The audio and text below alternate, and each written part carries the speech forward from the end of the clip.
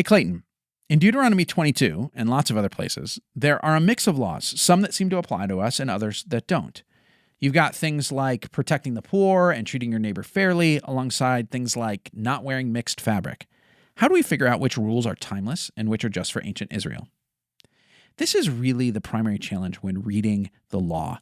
We have this distance between us and them, and we wonder how much of what is being said to ancient Israel actually can be applied to us. And there are really two kinds of distance that we're trying to overcome with this. One is cultural distance, the other is theological distance. Let me explain both of those. When we talk about cultural difference, we're talking about the fact that their society, their world was very different from ours. They're an agrarian society. They are a theocracy. They are living in extended family homes. They have a different economy. They have different social customs. The religious world around them is different. Lots of things are very, very different. Our technology is different.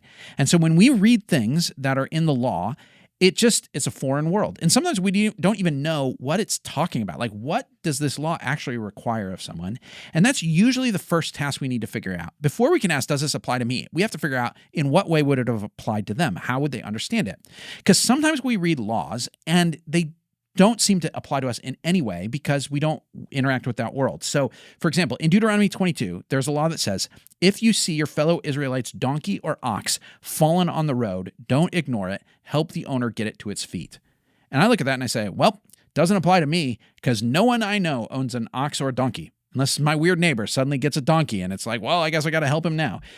It seems like it has no relevance to my life. But then you ask the question, what's the principle behind it? What actually is going on? What's being asked of people? Because remember, this law in the ancient world, if you walked by and your neighbor had a horse that had fallen down or some other animal or their cart had broken a wheel or something, it wouldn't be like, well, it only said ox or donkey, so, sorry, buddy, I can't help you. You wouldn't do that. You would say, no, this law in principle applies to me. I've got a friend who has fallen into a problem here. I need to help that person. It's basically saying, treat people well, take care of them, and look out for them, even if it's inconvenient to you, even if it's someone you don't like, even if it's whatever. You need to help out someone because they're having a bad day and something's gone wrong. Be there to lend a helping hand. And at that point, I think, oh wait, I can do that. There are lots of people around me who I encounter. It's like, oh man, that's rough. Let me stop and help you with that. Or what about this one in Deuteronomy 22? When you build a new house, make a parapet around your roof so that you may not bring the guilt of bloodshed on your house if someone falls off the roof. And I think, well, my roof, no one goes up there. It's angled. You can't just hang out up on the roof. So if I don't have a flat roof where someone could walk around, do I not need to build a wall around it? Well, then you say, well, what's this actually talking about? What it's really saying is you need to make sure you are protecting the people that are in your area of influence. And if you are putting them at risk, you need to take responsibility for looking out for them. So I cover the loose wire in my home so that people don't get electrocuted by that.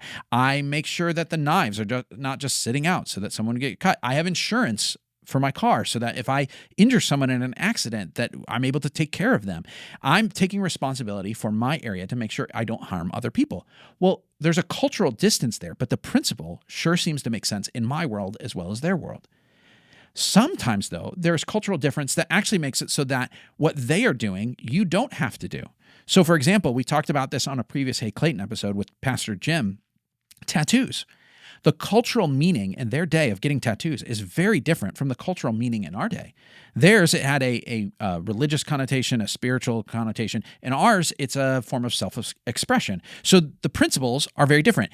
When they say don't get tattoos, they're saying don't engage in pagan religious behavior. When we look at our tattoos, we say that's not what our tattoos are by and large. And so the context makes it so that it's applied differently in our context and theirs. And so there's a cultural difference we need to divide. Now, that is always hard because we don't always know the culture very well. That's where the footnotes in a study Bible help. Commentaries can help. Experts like the ones that we interview on the podcast can help. There are lots of interviews, by the way, with people like Carmen Imes and Sandra Richter and others online that talk about these sorts of things that can be very helpful for learning about that. But we need to bridge the cultural difference before we know how it applies to us. But then there's the trickier question of the theological difference. And what I mean by that is I am not an ancient Israelite. I am not in the nation of Israel. I'm a Gentile who is a follower of Jesus after the death and resurrection of Christ. So they are in a different era of God's plan working out in history, a different era of redemption. So do the things that God says to them, do they apply to me on this side of Jesus? And this is where it's a little bit of wrestling. There's debate about this among people, and the New Testament gives a lot of different information that is hard to figure out. Because there are some verses in the New Testament that seem to say the law has been set aside. It's become obsolete, that we are in a new era and those things don't apply. Then there are other statements that say the law is good. I don't reject the law. Paul will actually say both of these things. Some verses seem like he's, pushing aside the law. Other things he's saying this is really good. Then Jesus himself, there are times when he adjusts certain laws like food laws where it seems like he's changing things. But then he says things like this in Matthew chapter 5, Sermon on the Mount. Do not think I've come to abolish the law or the prophets. I have not come to abolish them, but to fulfill them.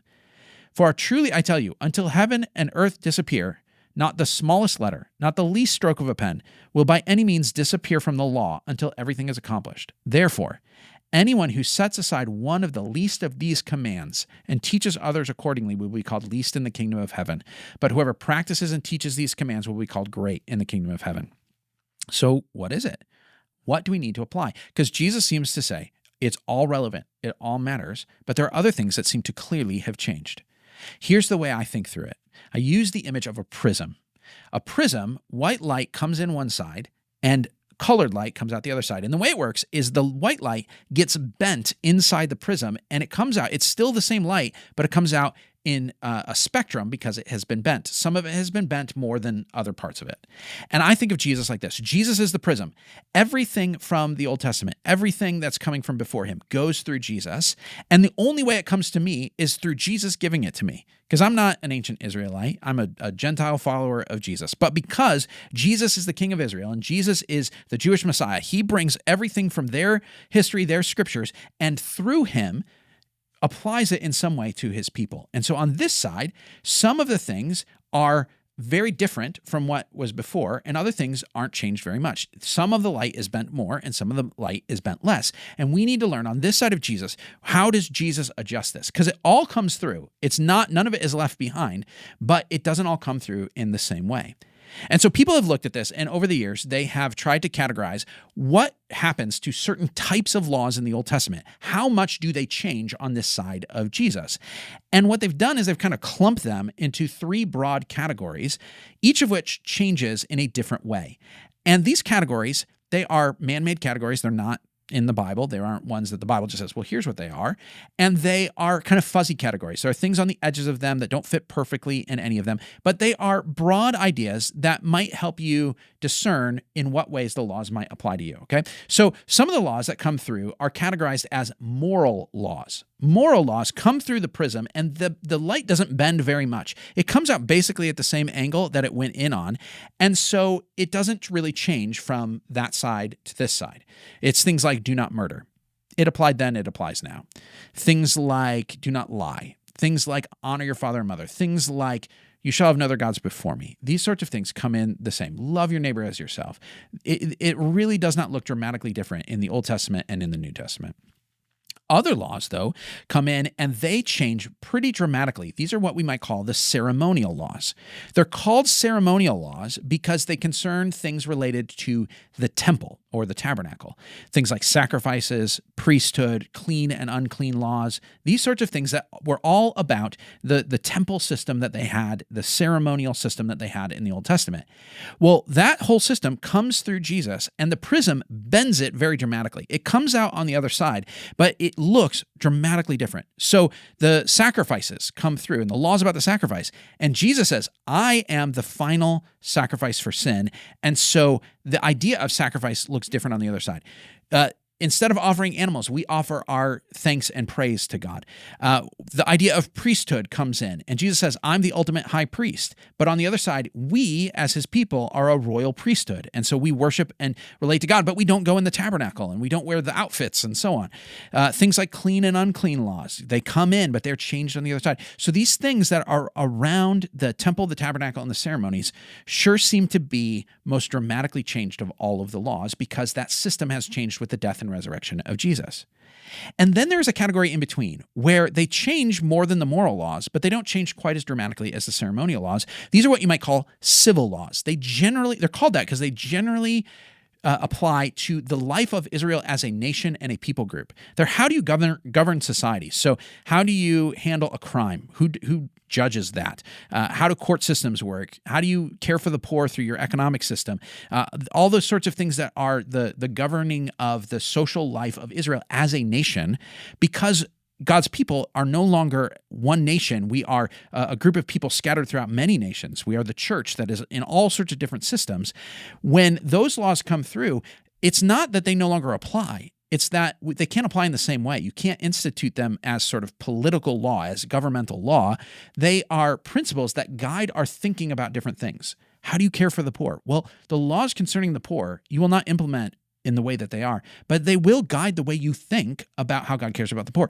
The laws concerning immigrants in the Old Testament, they may not apply directly in the way you make laws about immigrants here, but they will shape how you think about people from other countries and so on. And when you look at those things, they change somewhat, but the principles are still important and relevant for us today. Now, again, these categories are not clear-cut. They're not written down in the Bible. The Bible's not organized that way. You'll never find here's a group of moral laws. Here's a group of ceremonial laws. They are all mixed together. And so you have to do discernment of which ones apply in which way. And again, you're going to come into cases where you say, I don't know in particular. So what gives you a little bit more clarity? First thing you do is you look at what the New Testament has to say about that law. The clearest thing that you can find is if the New Testament talks about something like sexual immorality. You say, which of these Old Testament sex laws applies in our day? Well, if you look at the New Testament, it reiterates all of the Old Testament sex laws. There isn't one that it doesn't say this is still in play. So we look at those and we say, well, those still apply now. When you look at laws concerning murder or lying or loving your neighbor, those things are all clearly reiterated in the New Testament. You can find chapter and verse there. The other ones, though, the ones that aren't addressed quite as clearly, are things where you have to think about the underlying logic. You got to do this hard work of saying, well, if the tabernacle and sacrificial system has changed, how would these laws about that change with us? If God's people are no longer a nation state, but are now scattered throughout the nations of the world, how does that apply to us? You have to do some of that wrestling, and there's some discernment and wisdom that is required. And so I wish I could give you an easy formula, but it's not that simple. The best way to do this is to wrestle in community, to keep on reading scripture, and to keep digging deeper. And sometimes you might not understand right away, but as you keep on reading scripture and you keep on reading these things, it suddenly becomes more and more clear. Thanks for listening. If you've got your own questions, email questions@BibleSavvy.com. Like and subscribe to catch our regular episodes every Monday on the Bible Savvy Podcast.